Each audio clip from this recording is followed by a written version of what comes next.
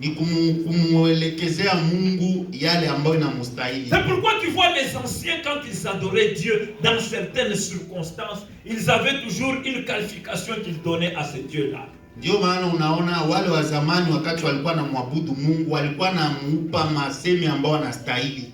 Chaque fois que David partait au combat, dès qu'il est rentré victorieux, kila mara Daudi alikuwa anaenda kwa vita akirudia mshindaji, il l'appelait, il est le Sabaoth. alikuwa anamuita Sabaoth. C'est-à-dire Dieu des armées. Ni kusema Mungu wa majeshi. Il lui donne une qualification à cause de la circonstance dans laquelle David se trouvait. Alikuwa anampa jina kutokana na hiyo shida ambayo Daudi alikuwa anajikuta ndani. Il disait que Dieu il est le Dieu des armées. Alikuwa anasema Mungu ni Mungu wa majeshi. Les autres l'ont appelé le Dieu des peuples.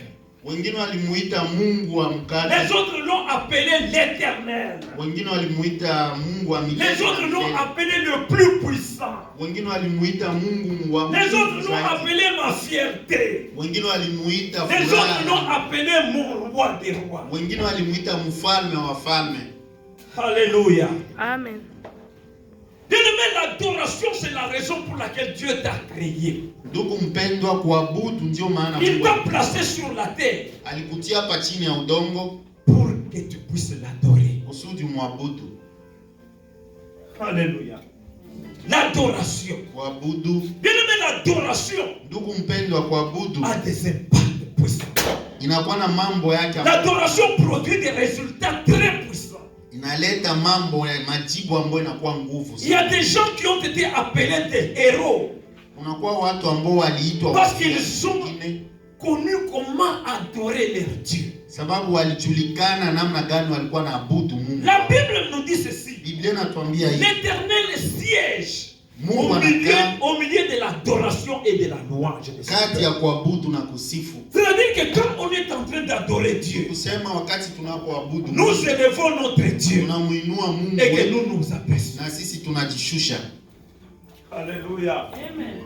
Parce qu'il est le seul qui doit être élevé. Sababu ni yeye mwenyewe tu anastahili kuinuliwa. Au moment où nous abaissons, lui il est assis. Wakati sisi tunajishusha, yeye anakaa. Il est assis sur son trône. Anakaa kwa kiti yake ya enzi. Et nous nous abaissons. Na sisi tunajishusha. Parce que la Bible dit, sababu Biblia inasema autour de son trône, pembeni ya il y a kiti chake 24 cha enzi êtres vieillards. kuna koani 24. Ils adorent jour et nuit. Wanaabudu usiku na mchana. Ils se prosternent. Wanapiga magoti, wanajishusha. Et ils disent, wanasema, c'est ici que les gens confondent. Ni hapo ndipo watu parce qu'il y a des gens qui disent que Dieu est 3 fois saint. Wanasema kama Mungu Dieu, ni mara la tatu. Bible n'a jamais dit une telle chose. Biblia Dieu haijasema n'est hivyo. pas 3 fois saint. Mungu hayupo mara Et tatu. la sainteté de notre Dieu, elle est indéfinie. Haina na mwisho. C'est pourquoi il disait, il est saint. Ndio Il est maana walikuwa saint. Il est nasema saint. yupo mtakatifu, mtakatifu, On n'a pas mtakatifu. dit 3 fois saint. Hawakusema mara Mais tatu il est- mtakatifu. Sa sainteté Ni utakatifu wake n'a pas de fin. hauna na mwisho. Alléluia. Amen. Parce que notre Dieu, Sababu Mungu quand wetu, on dit que notre Dieu est éternel, kama tunasema Mungu ni wa c'est-à-dire tout milele, ce qui est en lui, ni kusema yote nakuwa ndani tout ce qui mwake, est en rapport avec lui yote ambayo inaambatana na est yeye éternel. inakuwa milele na Dieu milele. n'a pas une dimension limitée. Mungu hana ukubwa ambao Dieu inakuwa na n'a mwisho. pas une gloire limitée. Mungu hana utukufu ambao Parce que unakuwa na la mwisho. sainteté Sababu utukufu est une gloire. ni utukufu. Or la gloire de Dieu, Na elle est utukufu wa Mungu éternelle. inakuwa Elle milele n'a na pas de milele. fin. Haina na mwisho. Notre Dieu, Mungu on wetu ne peut pas le contourner. hatuwezi Parce que si on ne peut pas le contourner, kama hatuwezi kumshindana c'est-à-dire naye, ni tout kusema ce qu'il est, vile alivyo tout est indéfini. yote haina na mwisho. Alléluia. On ne peut pas le sauter. Hatuwezi mtambuka Parce que sa taille, sababu urefu elle est ukubwa wake indéfinie. hauna na mwisho. Parce que si sa taille avait une limite, Sababu urefu notre wake Dieu, ulikuwa on na pouvait le mwisho, sauter. tungekuwa tunamtambuka Mungu wetu. Est-ce qu'il y a quelqu'un qui me comprend? Kuna mtu ananielewa? Maintenant, lorsque tu adores ce Dieu, Wakati unamwabudu huyu parce que Mungu, notre Dieu, il est au-dessus de tous les dieux. sababu Mungu wetu anakuwa juu ya Les miungu. dieux de ce monde, on peut les brûler par le feu. Mungu wa hii dunia tunaweza muunguza na moto. Les dieux de ce monde, on peut les dissoudre dans l'acide. Mungu wa hii dunia wanaweza kumtia Le ndani ya Dieu de sisi ce na monde yeyuka. peut expirer. Mungu wa hii dunia anaweza malizika. Mais notre Dieu, Lakini Mungu wetu il a été avant l'existence alikuwa et mbele ya il sera ulimwengu après kuwa, l'existence. na atakuwa Est-ce pia que kisha vous comprenez la ulimwengu kuwa. profondeur de ce Dieu? Unaelewa ukubwa ama uzito? Lorsque maintenant tu l'adores, Wakati bien unamwabudu aimé, il y a des résultats très puissants. unakuwa majibu ambayo inakuwa nguvu sana. Alléluia. Amen. J'aimerais que quelqu'un nous prenons la Bible. Chukue Biblia zetu. Alléluia. Nous puissions lire dans Juge chapitre 6. Tutaenda kusoma Biblia sura ya 6. Juge chapitre 6, bien-aimé. Alléluia. Est-ce que quelqu'un est-ce que vous êtes dans Juge? Nous prenons le livre des Juges.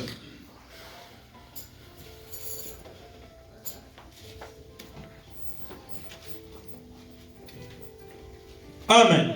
Amen. Nous prenons le livre des Juges et nous irons dans le verset 18. Sura ya 18. On se tient debout. Nous allons honorer la parole de notre Dieu. La Bible dit ceci. Ne t'éloigne point d'ici jusqu'à ce que je revienne auprès de toi. Que je t'apporte mon offrande et que je la dépose devant toi. Et l'Éternel lui dit, je resterai jusqu'à ce que tu reviennes. Alléluia, on va s'asseoir. Ici, il s'agit de l'histoire d'un homme qui s'appelait Gédéon. Nous savons tous que Gédéon, il a vécu à une époque très difficile que le peuple d'Israël avait traversée. C'était à une époque où le peuple d'Israël avait commis un péché. Dieu les avait interdit de ne pas aller auprès de dieux étrangers. En d'autres termes, Dieu leur avait dit de ne pas adorer d'autres dieux. Maintenant, lorsque le peuple là est allé auprès de ce Dieu-là, le peuple a commencé à adorer ces dieux-là et Dieu les a frappés. Dieu les a maudits. Alors ils ont connu une longue période de famine, d'esclavagisme, une période de conflit avec leurs voisins.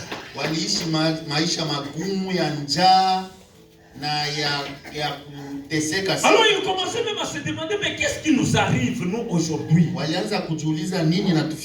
Mais pourquoi cette situation? Et à travers un prophète, Dieu leur a révélé que non, voilà, vous avez commis tel péché.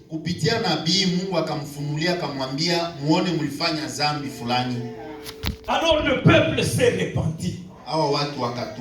Alors quand le peuple s'est repenti, Dieu a eu pitié d'eux, Dieu a envoyé et est allé maintenant dans une famille pour choisir un homme qui pouvait représenter les autres pour aller se battre avec leurs ennemis.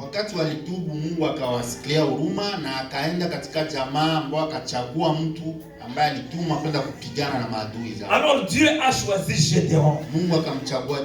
Et nous savons tous que Gédéon, dans sa famille, alléluia, son père avait d'autres dieux.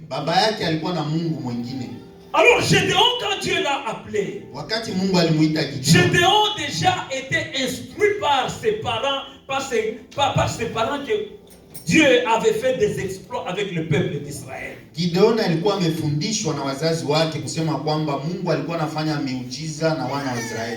Alors Gédéon était au courant de ça. Mais il s'est demandé, comment c'est Dieu ici qui a fait beaucoup de miracles, mais aujourd'hui nous souffrons. C'est comme toi aujourd'hui, bien-aimé. Il y a des moments où tu te te poses des questions. Mais pourquoi ceci m'arrive alors que Dieu, nous lisons dans les Écritures qu'il a fait des exploits avec le peuple d'Israël? Sababu gani inanifikia, lakini tunasoma ndani ya maandiko Mungu alifanya miujiza mingi na parfois Dieu, vous dites que non, pourquoi Dieu fait beaucoup de choses. Dieu nous a promis toutes ces choses, mais moi je ne vois rien. Sababu gani Mungu anafanya mambo mengi, alituahidia mambo fulani lakini sione kitu. Ça c'est la situation dans laquelle beaucoup de chrétiens se retrouvent. Et ceci arrive à beaucoup d'enfants de Dieu. Tu te poses parfois des questions. Parfois tu te poses, est-ce que réellement c'est Dieu ici entend mes prières? Parce que si Dieu, le Dieu qui promet beaucoup de choses, mais ma vie ne change pas, tu te poses beaucoup de questions.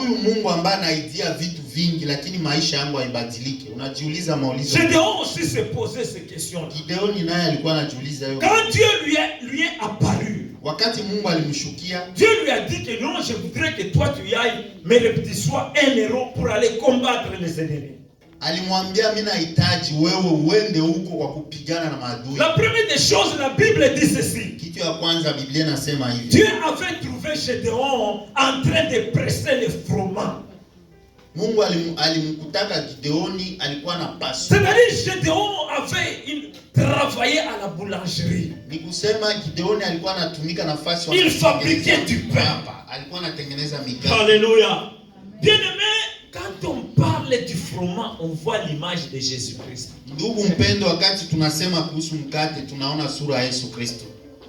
Dieu a choisi Gédéon parce qu'il a trouvé Gédéon en train de travailler. Bien-aimé,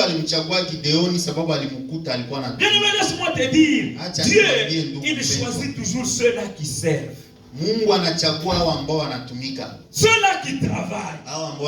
Si tu ne travailles pas, Dieu ne te regarde. Il avait trouvé Matthieu. Matthieu était en train de récolter les impôts. Il a trouvé Simon-Pierre qui était pêcheur. Et Dieu l'a appelé. Parce que Dieu n'appelle pas les paresseux. Alléluia. Bien-aimé, si tu es paresseux, oublie, Dieu ne t'appellera jamais. Dieu appelle les gens qui ont la force de travailler, ceux-là qui ont le courage de travailler. Alléluia. Et la Bible nous dit ceci. Quand Gédéon a vu que ça c'est Dieu qui lui parlait. Et ici j'aimerais que vous me donniez les oreilles.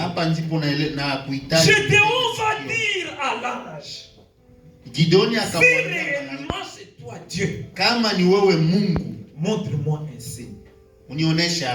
Alléluia. Et ce que j'ai aimé maintenant dans le verset 18 que nous venons de lire, Gédéon va demander à Dieu. Il dit, ne t'éloigne pas. Je vais aller préparer mon offrande. Alléluia. Est-ce que vous comprenez la profondeur de cela? Un homme demandait à Dieu de ne pas s'éloigner, de rester là-bas, j'arrive. Est-ce que Dieu peut suivre la volonté d'un homme? Gédéon lui dit, ne t'éloigne pas, reste ici. Et moi je vais chercher l'offrande pour te donner. Hey. Alléluia. Est-ce que vous comprenez pourquoi Dieu n'est pas parti? Si tu veux retenir Dieu dans ta maison, si tu veux retenir Dieu dans ta famille, si tu veux retenir Dieu dans ton travail, dans le poste que tu occupes, voici les secrets bien-aimés. Gédéon va dire à Dieu, ne t'éloigne pas jusqu'à ce que je t'apporte l'offrande. Et Dieu est resté là-bas. Il est resté, il ne bougeait pas. Il attendait sa créature de lui apporter l'offrande. Alléluia. Vous comprenez? La profondeur. Vous savez, c'est quoi? Parce que Dieu est resté là-bas. Parce que Dieu voyait son avantage. Vous n'avez pas compris. Dieu voyait son avantage. Dieu voyait son intérêt. Parce qu'il a vu que son intérêt est placé devant. Là où il y a l'intérêt de Dieu, Dieu ne bouge pas. Là où Dieu voit que c'est mon intérêt là-bas, Dieu ne bouge pas. Mais là où il n'y a pas l'intérêt de Dieu, Dieu bouge. Alléluia. Et vous savez, l'intérêt de Dieu ce jour-là, c'était quoi? Dieu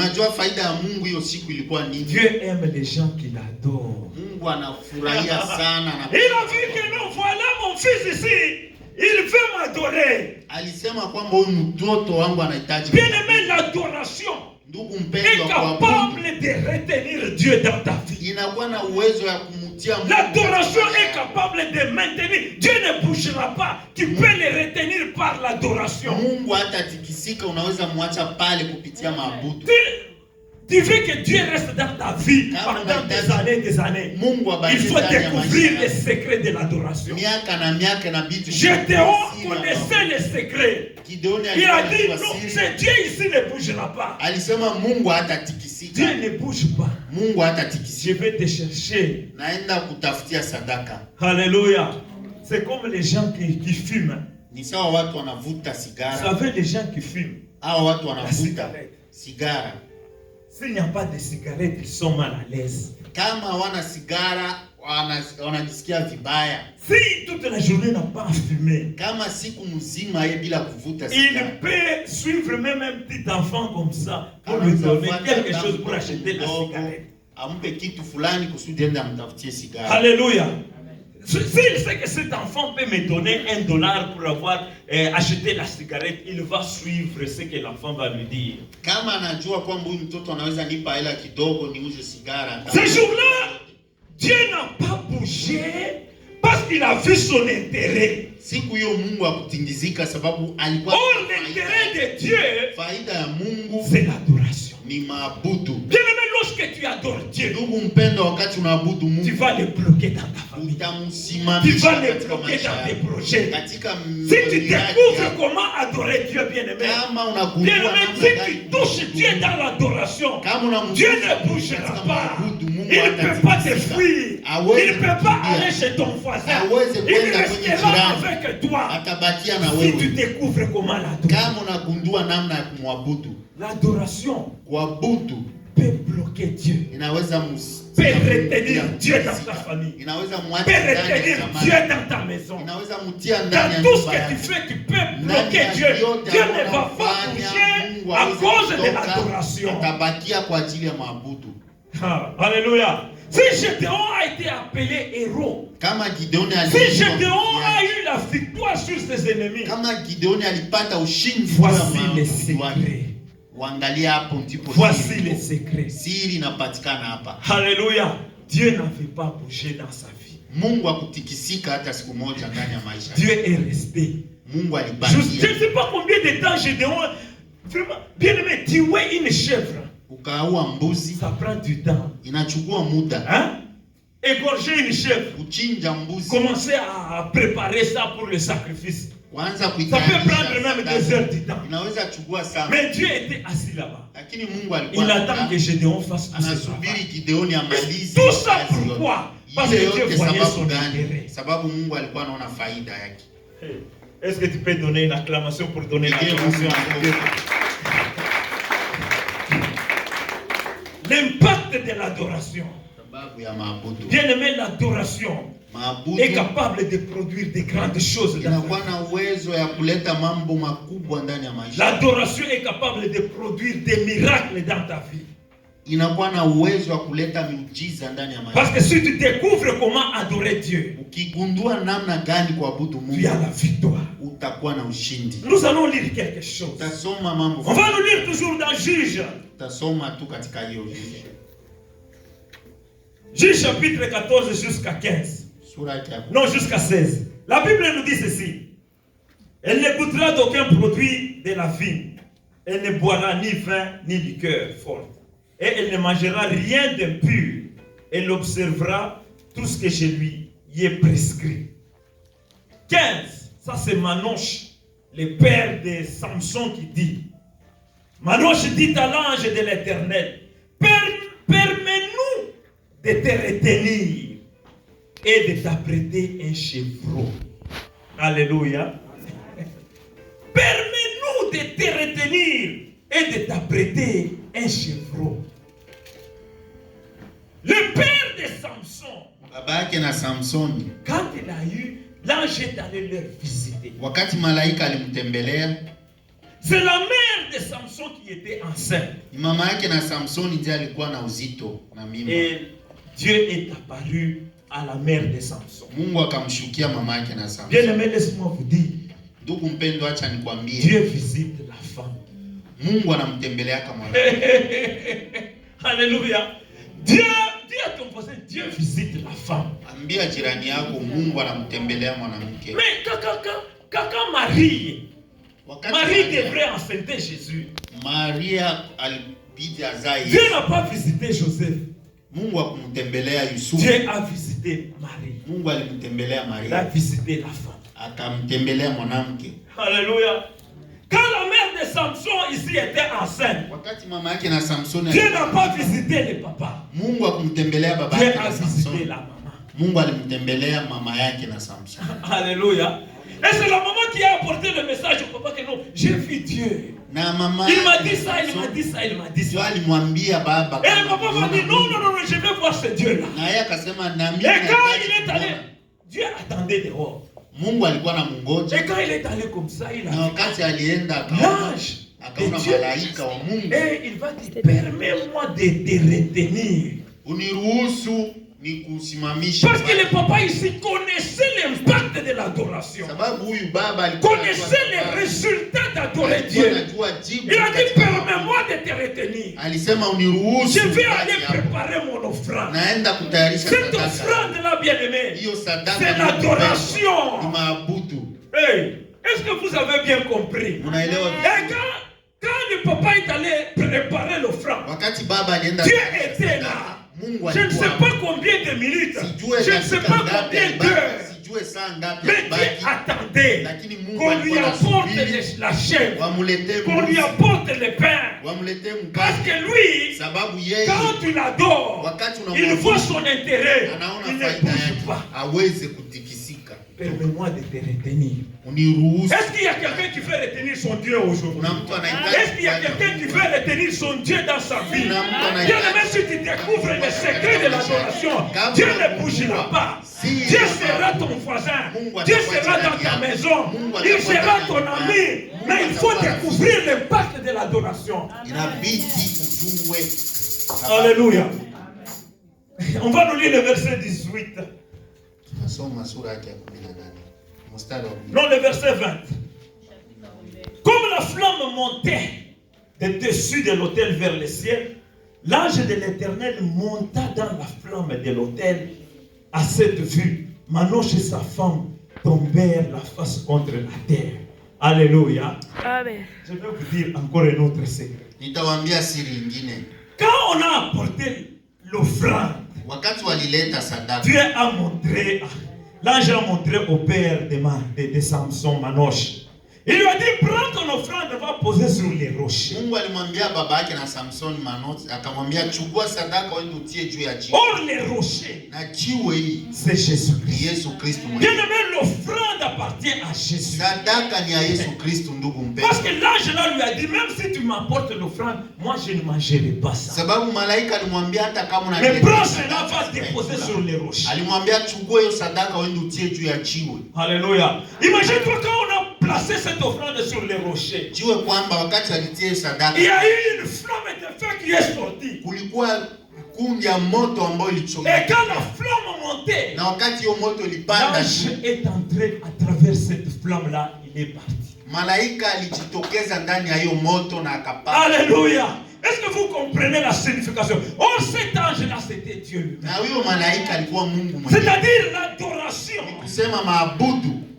Fais monter notre Dieu Ah, il y a quelqu'un qui n'a pas compris.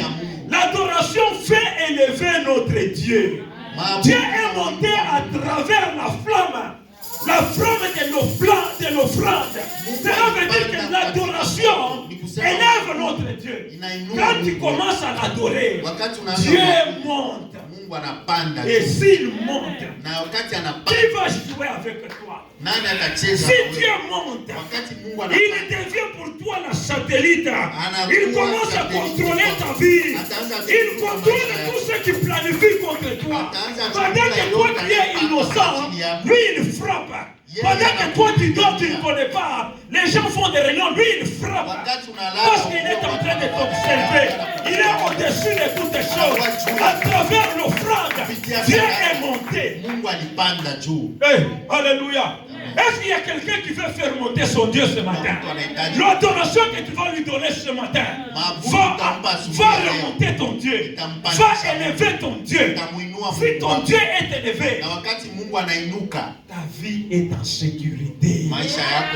Alléluia. Ta vie sera en sécurité si Dieu est monté. Alléluia. Bien aimé, l'adoration élève notre Dieu. L'adoration nous donne la victoire. Même si tu veux qu'on t'appelle victorieux, si tu veux avoir la victoire sur tes ennemis, il faut savoir adorer ton Dieu. Ce n'est pas l'affaire la prière d'adoration. La prière d'adoration, ça fait partie de l'adoration. Mais ce n'est pas ça l'adoration. L'adoration, c'est la vie en Jésus-Christ. L'adoration, c'est Dieu lui-même. Hey, alléluia. L'adoration, c'est Dieu lui-même. Ah, c'est comme si l'église est mécontente d'écouter des messages pareils. Vous ne voulez pas que Dieu monte. La Bible me dit ce jour-là, Jésus-Christ s'avançait. Il me dit, je vais aller habiter chez Zachée. Je vais entrer dans la maison de Zachée. Pendant qu'il s'avançait, il regarde comme ça. Il voit Zachée était au-dessus de l'arbre. Bien-aimé, un homme ne peut pas être au-dessus de son Dieu. Jésus a ordonné à Zachée, descends. Amen. Hey, alléluia. Amen. Et Zachée est descendu. Quand Zachée est descendu, c'est à ce moment-là que Jésus est entré chez Zachée. Si tu veux que Dieu entre chez toi, descends. Laisse Dieu monter. Alléluia. Amen. Si tu veux que Dieu entre chez toi, commence par descendre. Et lui va monter. Et s'il monte, il entrera chez toi. Alléluia. Il regarde Zachée au-dessus de l'arbre. Il dit, toi, non, ça c'est pas ta place. Zachée est descendu vite. Est-ce que vous comprenez la profondeur de ces choses? Zachée est descendu vite. Cette descente, quand il est descendu, Jésus est resté debout. Ça signifie que l'homme descend, Dieu monte. Et à ce moment-là, Dieu décide d'entrer chez toi. Est-ce qu'il y a quelqu'un qui veut que Dieu entre chez lui? Est-ce qu'il y a quelqu'un qui veut que Dieu entre dans son mariage? Est-ce qu'il y a quelqu'un qui veut que Dieu entre dans ses relations? Bien-aimé, commence par descendre et élève ce Dieu-là. Si tu l'élèves, tu verras les miracles. L'adoration a un impact puissant. Ceux qui savent adorer, ils ont touché le cœur de Dieu. Alléluia. Bien aimé, si tu sais adorer Dieu, quand je parle de l'adoration, moi je ne parle pas seulement de la prière d'adoration. Mais bien sûr, nous faisons aussi la prière d'adoration. Mais l'adoration, c'est la crainte de Dieu. L'adoration, c'est Dieu lui-même. Alléluia. Si tu crains Dieu, tu feras tout ce que Dieu demande. Parce que tout ce que Dieu demande tourne autour de l'adoration. Alléluia. Amen. À cette époque-là, on amenait les animaux pour signifier qu'on adore Dieu. Wakati wao walikuwa naleta manyama kuonesha kwamba wanaabudu Mungu. On faisait des sacrifices pour montrer à Dieu que nous t'adorons. Walikuwa nafanya sadaka kuonesha Mungu kwamba tunakuabudu. Or Jésus est venu comme le véritable animal. Mungu alikuja sawa vile nyama wa kweli. Nous n'avons pas besoin d'offrir des sacrifices. Hatuna sababu ya kutoa masadaka. Mais ce que Dieu demande de toi. Lakini yale ambayo Mungu anaomba kwako. Et que tu donnes ta vie pour lui. Umupe maisha yako. Et que tu t'abaisses devant lui. Ujishushe, et que tu le laisses lui au-dessus de tout. Et tu verras, il prendra le contrôle de ta vie. Il va s'occuper de ta vie. Bien aimé, l'adoration change l'environnement. L'adoration change l'atmosphère. Là où il y a l'adoration, les choses changent. Bien aimé, l'adoration c'est Dieu. C'est pourquoi vous voyez au ciel, il n'y a pas le malheur. Au ciel, il n'y a que la joie. Parce qu'il y a l'adoration. Alléluia. Les anges sont toujours en train d'adorer. Ils n'ont pas besoin de manger. Ils n'ont pas besoin de boire. Laisse-moi te dire, toi qui cherches à manger, parce que tu n'es pas adorateur. Les adorateurs comme les anges, ils n'ont pas le temps de pouvoir manger. Ils sont dans la joie. Bien aimé, dans l'adoration se trouve la force de l'église. Dans l'adoration se trouve la force des enfants de Dieu. Quand toi tu commences à adorer, Dieu prend la vie que tu as. Ça devient sa propre vie. Qui est le sorcier qui va jouer avec ta vie si toi tu es un adorateur? Est-ce qu'il y a un cœur d'un adorateur dans cette salle? Bien aimé, s'il y a le cœur des adorateurs, cela veut dire que ce matin nous allons l'adorer d'une manière où tu vas abandonner toutes les choses dehors. Nous allons l'adorer, bien aimé. Alléluia.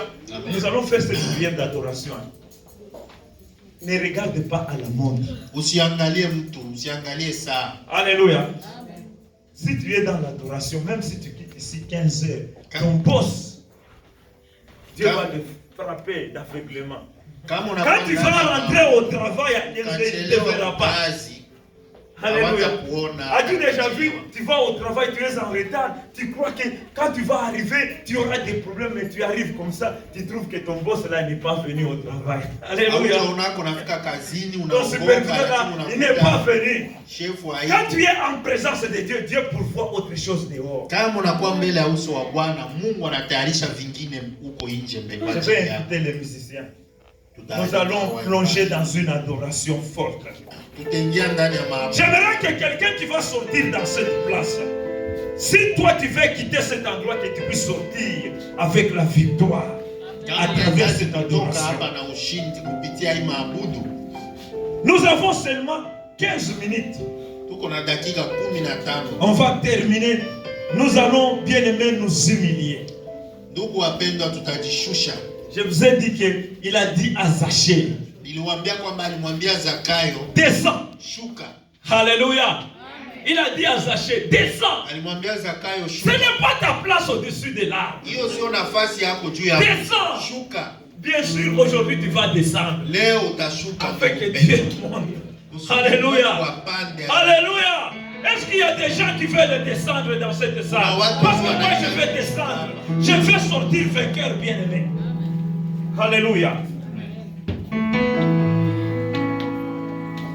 L'adoration, tu vas t'abaisser spirituellement. Tu vas descendre spirituellement. Nous voulons descendre, bien aimés. Lorsque nous adorons, nous prenons des positions. Nous nous abaissons et Dieu reste assis. Parce que l'adoration, c'est le moment où nous voulons parler au Créateur des créateurs. Amen.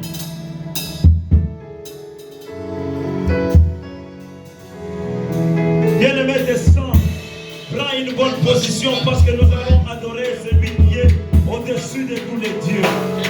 Nous allons adorer le maître des temps et les circonstances.